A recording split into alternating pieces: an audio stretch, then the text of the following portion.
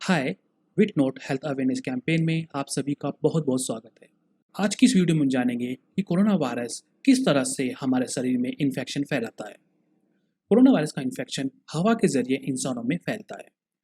जब एक corona virus से बीमार व्यक्ति खांसता है, छींकता है या फिर सांस को बाहर की ओर छोड़ता है, तब ये कोरोना वायरस बीमार व्यक्ति से निकलकर हवा में आ जाते हैं। कोरोना वायरस बीमार व्यक्ति के सांस के जरिए निकलने वाले एरोसोल के अंदर होता है। ये एरोसोल दरअसल हवा में मौजूद पानी के कण होते हैं। कोरोना वायरस इन कणों में काफ़ी लंबे समय तक जीवित रह पाता है। जब कोई व्यक्ति इन कोरोना वायरस के संपर्क में आता है, तब ये नाक और मुंह के जरिए उस व्यक्ति के शरीर में प्रवेश कर जाते हैं। जब कोई जीवाणु नाक के जरिए हमारे शरीर में जाने की कोशिश करता है, तब वह नाक में उपस्थित म्यूकस में चिपक जाते हैं और फिर वो शरीर में आगे नहीं जा पाते। इस म्यूकस को आम भाषा में बलगम के नाम से जाना जाता है। ये नाक और गले की कोशिका को अपनी पतली परत से ढक कर रखता है। जब कोरोना वायरस नाक के जरिए हमारे शरीर में प्रवेश करता है, तब वह भी इस म्यूकस में चिपक जाता है। लेकिन कोरोना वायरस पर इसका कोई ज़्यादा असर नहीं पड़ता है। वह नाक और गले में जहाँ भी चिपकता है, वह वहीं से अपना संक्रमण आरंभ कर देता है। ऐसे समय में यदि कोई व्यक्ति गर्म पानी का सेवन करता है या फिर पानी की भाप लेता है, तब कोरोना वायरस की नाक और गले में पकड़ कम हो जाती है और वो सीधा आमाशय में चला जाता है। आमाशय शरीर का वह अंग होता है जहाँ पर हमारे भोजन का पाचन होता है। आमाशय में भोजन को पचाने के लिए अत्यधिक मात्रा में अम्ल का रिसाव होता है। जब कोरोना वायरस आमाशय में पहुंचता है, तो उसका अम्ल के कारण विनाश हो जाता है। कोरोना वायरस इन सब से बचने के लिए फेफड़ों में चला जाता है। जब कोरोना वायरस फेफड़ों में पहुंचता है, तो सबसे पहले उसका सामना कंप्लीमेंट प्रोटीन से होता है। कंप्लीमेंट प्रोटीन हमारी सुरक्षा प्रणाली का ही एक विशेष अंग होता है। जब कंप्लीमेंट प्रोटीन के संपर्क में कोरोना वायरस आता है, तब ये कंप्लीमेंट प्रोटीन सक्रिय हो जाते हैं और अपने आप को दो भागों में विभाजित कर देते हैं।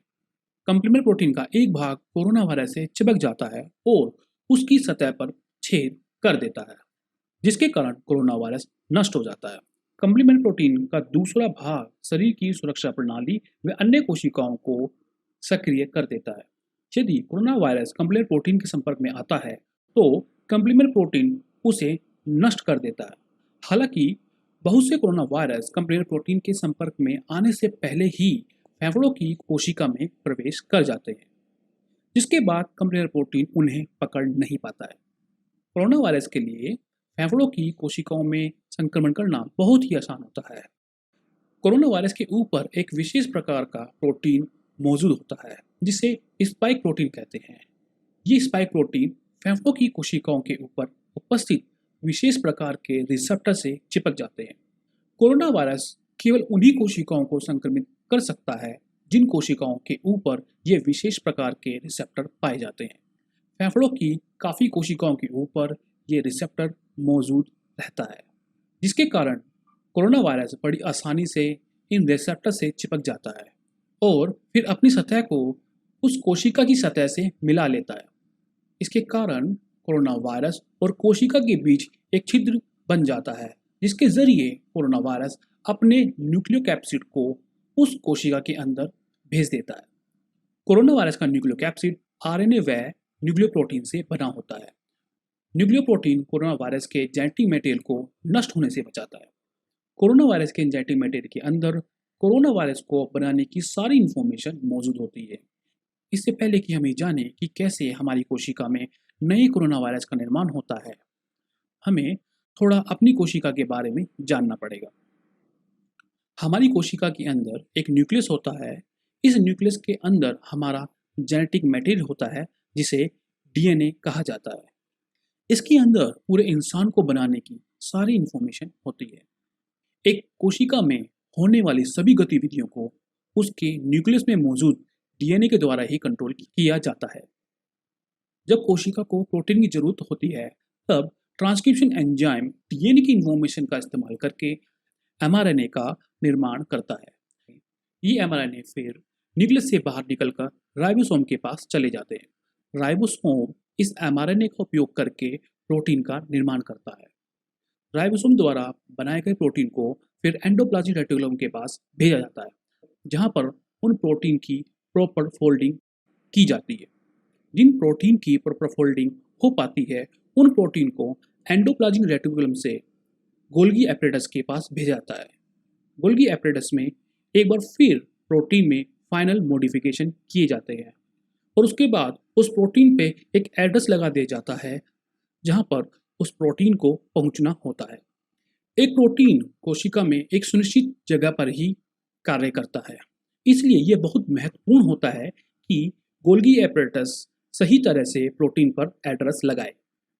अभी के लिए हमारी कोशिका के बारे में इतनी जानकारी काफ़ी है। अब हम फिर एक बार कोरोना वायरस के बारे में बात करते हैं। जब कोरोना वायरस अपना जेनेटिक मटेरियल हमारी कोशिका में भेज देता है, उसके बाद वह जेनेटिक मटेरियल सबसे पहले हमारे राइबोसोम के पास जाता है और उसका इस्तेमाल करके 16 नए प्रोटीन का निर्माण करता है। ये 16 प्रोटीन कोरोना वायरस के निर्माण में बहुत महत्वपूर्ण भूमिका अदा करते हैं। ये 16 प्रोटीन एक साथ मिलकर रेप्लिकेज और ट्रांसक्रिप्शन एंजाइम की तरह वर्क करते हैं। जब एक कोशिका कोरोना वायरस से संक्रमित हो जाती है, तब उसमें 10 से 100 के बीच में नए कोरोना वायरस उत्पन्न होते हैं। हर कोरोना वायरस के निर्माण के लिए एक जेनेटिक मटेरियल की जरूरत होती है। फॉर एग्जाम्पल, यदि एक कोशिका में 100 नए कोरोना वायरस उत्पन्न होते हैं, तो उनके लिए 100 जेनेटिक मटेरियल की कॉपी की आवश्यकता होगी। रेप्लिकेज का काम कोरोना वायरस के जेनेटिक मटेरियल की कॉपी बनाना होता है, जबकि ट्रांसक्रिप्शन का काम उस जेनेटिक मटेरियल द्वारा mRNA बनाना होता है, जिसका इस्तेमाल राइबोसोम द्वारा कोरोना वायरस के लिए प्रोटीन बनाने में किया जाता है। जब राइबोसोम के द्वारा कोरोना वायरस के लिए प्रोटीन बन जाते हैं, तब उसके बाद उन्हें एक एंडोप्लाज्मिक रेटिकुलम में भेजा जाता है, जहां पर उन प्रोटीन की प्रॉपर फोल्डिंग होती है और उसके बाद फिर उन्हें गोल्गी एपरेटस में फाइनल एडिटिंग के लिए भेज दिया जाता है। गोल्गी एपरेटस में कोरोना वायरस की फाइनल एडिटिंग के बाद उसके सभी भागों को जोड़कर पूरे कोरोना वायरस को तैयार किया जाता है।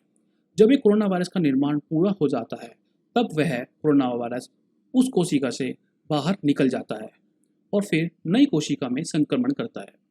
कोरोना वायरस के निर्माण के लिए उस कोशिका के रिसोर्सेज को बहुत बुरी तरह से इस्तेमाल किया जाता है, जिसके कारण वह कोशिका नष्ट हो जाती है। कोरोना वायरस के बचाव में हमारी सुरक्षा प्रणाली महत्वपूर्ण भूमिका अदा करती है, लेकिन उसे पूरी तरह से सक्रिय होने में 5 से 7 दिन लगते हैं। इतने समय में कोरोना वायरस हमारे शरीर में बहुत क्षति कर चुका होता है, जिसके कारण काफ़ी लोगों की मृत्यु भी हो जाती है। कोरोना वैक्सीन हमारे सुरक्षा प्रणाली को कोरोना वायरस के संक्रमण से पहले ही सक्रिय कर देती है। उसके बाद जब कोरोना वायरस हमारे शरीर में प्रवेश करता है, तो हमारा सुरक्षा तंत्र उसे आसानी से पहचान लेता है और उसे मार गिराता है।